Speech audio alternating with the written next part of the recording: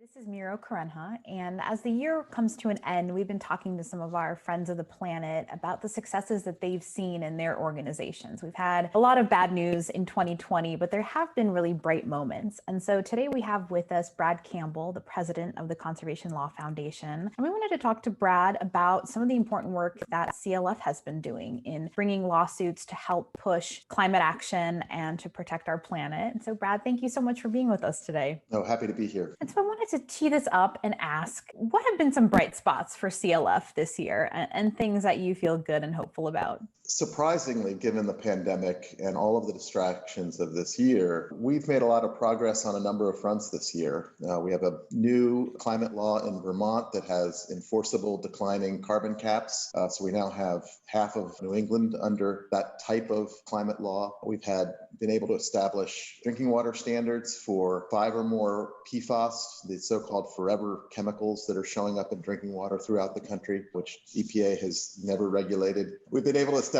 standards for PFAS in half of our states and gotten the regulators to regulate them by class rather than compound by compound, which we hope will be a transformation in the way drinking water protection is done.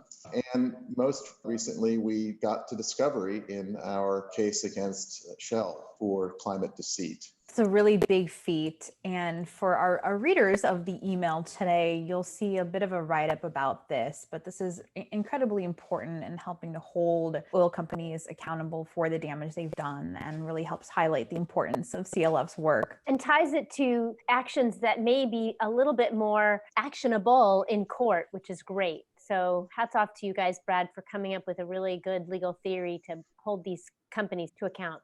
Well, we're really pursuing a standard that's been embedded in environmental law and really the law generally for generations, which is that facilities that handle oil and hazardous substances need to do everything that is reasonable to avoid a spill or catastrophic release.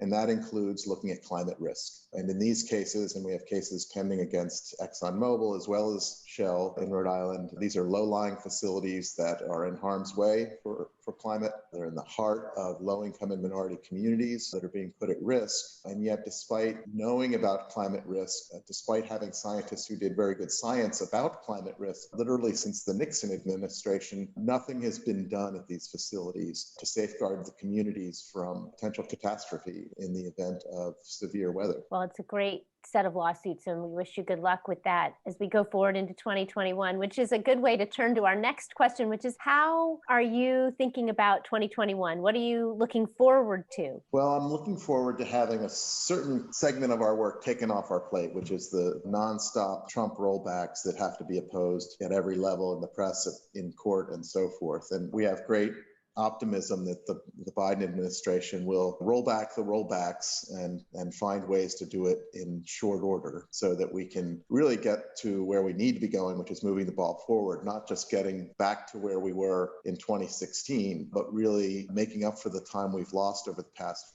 4 years, particularly on climate, but also on clean water and toxics and public health. We can't wait to see all of your accomplishments in 2021. Thank you so much for taking the time, and we'll talk to you after the new year. Thank you.